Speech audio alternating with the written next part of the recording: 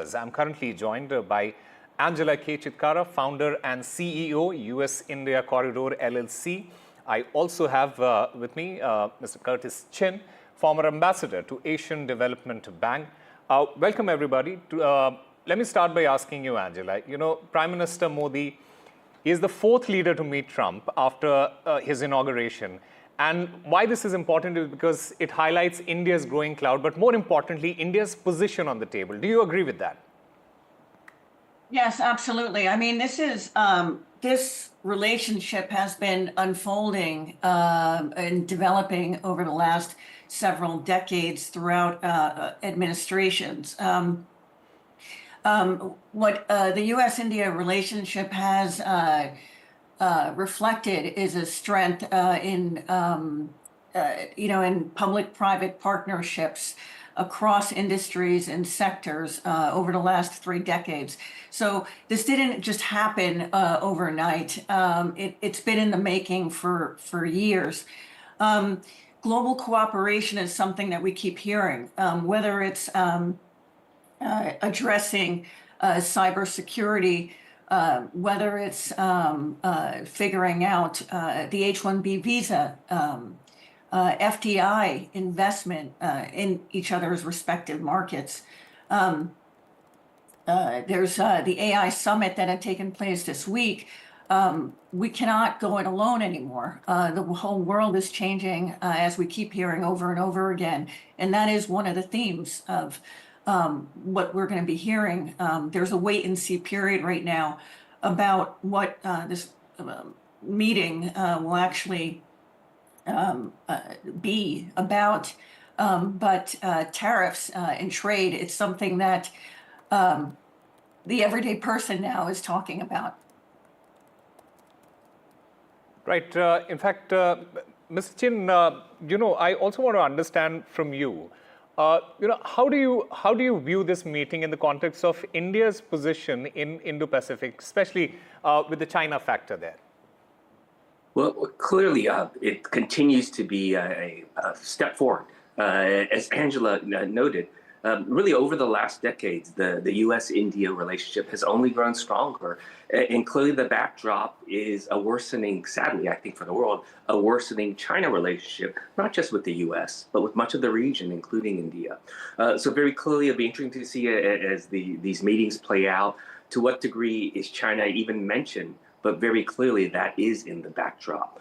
Trade, tariffs, immigration, all major issues. But when I look at this particular relationship of the U.S. And India, it is a positive one. You know, I think I served under Republican and Democratic presidents of U.S. And under each of the presidents I worked under, the relationship continued to only get stronger. You know, right now I'm with a think tank called the Milken Institute.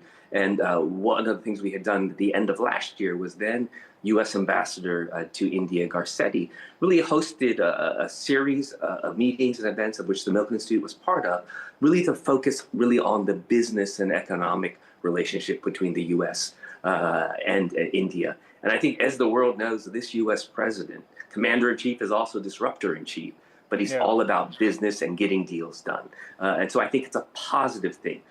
This U.S. focus on, indeed, what you've noted is now referenced as the Indo-Pacific region versus simply in the old days we just simply say the Asia-Pacific region. Absolutely. In fact, addressing the entire tariff issue, and I want to understand from you, Mr. Chin, Trump's proposed tariffs, it could severely impact Indian industries like IT and pharmaceuticals, which really rely heavily on U.S. markets.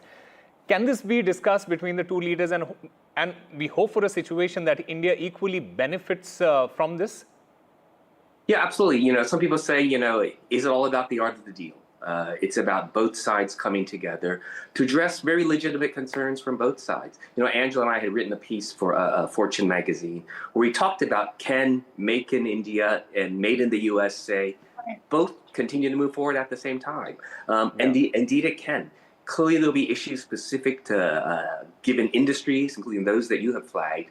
But clearly, we're looking for that sweet spot where both nations can move forward. And I think there is a commitment from both sides to make this relationship work. But it is indeed all about the discussions and the deal and how wonderful it is for U.S. and India that one of the first meetings of this really stature size is between the United States and India. It's hard to imagine that President Trump has only been back, 2 weeks? I saw one headline that it seemed to be 4 years in 14 days already. But clearly, I think both leaders are about action, which is a good thing. Speaking about, Donald Trump's economic policies, Angela, and, his policies might stimulate short-term economic growth, but, there is also a fear that it could heighten inflation, which means that this entire shift could impact global monetary policies, including India. How do you think will India navigate through this? Okay, so from my perspective, I just want to follow up on something that Curtis had just shared. Yes, we had just recently co-authored an article, and the H-1B visa status is something that we are that's become part of the national agenda, and it's something that we cannot look at the H-1B visa separate from the ways in which we conduct business every day, the ways in which we think about innovation, the ways in which we think about what the American dream is, and that's something that Curtis talks about a lot at the Milken Institute with his colleagues there. The American dream is very much tied to the H-1B visa. If we think about the FDI numbers, FDI investment, that's something that Prime Minister Modi will be speaking with President Trump about. In the U.S., over the last few years, in 2023, India FDI in the U.S. was $4.7 billion, which was about 3% of the total FDI in the U.S. that year. And so it's just going to continue to keep increasing. Last year at the Select USA Summit, which was the biggest FDI summit, the India delegation was, was the biggest in terms of the delegation as well as in terms of investment dollars. When we think about the possible steel tariffs, JSW Steel has committed to investing over $100 million in the United States. So, we need to connect the dots and see how this all, it's not so black and white, the relationship is. Absolutely. And in fact, Angela, it's great that you mentioned that. I also want to, understand from you, Donald Trump, he has a very clear stance, especially he has a very anti-outsider stance, let me put it that way. But personal equations also matter. And India and United States, especially Prime Minister Modi and Trump, they have that sort of a relationship. Can it also be good news for Indian tech and its workforce? I'm sorry, I don't understand the question. Are you saying that is it clear? Is it helpful for tech? No. So what I want to understand from you is that apart from the issue that you have raised and whatever that you're talking about, personal equation With between FDI. the Indian Prime Minister as well as the US President Donald Trump, that relationship, that personal equation, that relationship is also important. Having said that, can it also be good news for Indian tech and its workforce? Absolutely, absolutely. It's the soft power that we keep talking about. Yeah. I'd like to reference an interview that I conducted with then U.S. Ambassador to India, Eric Garcetti. He said that it's people-to-people interaction, and that's what really makes the world go round. I mean, if you think about just over the last 3 decades, the familiarity that Americans have with India and vice versa. I mean, I think Garcetti during the interview said that Indians know more about U.S. than the U.S.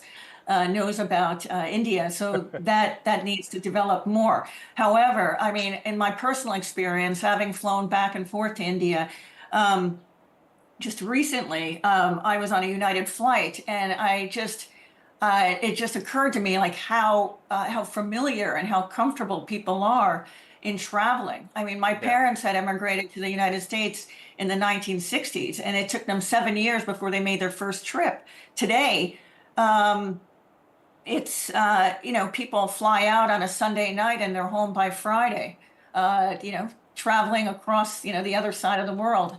And then if we think about multinationals, their employees, about 40% of their employees are outside of their home market in markets like India. Right.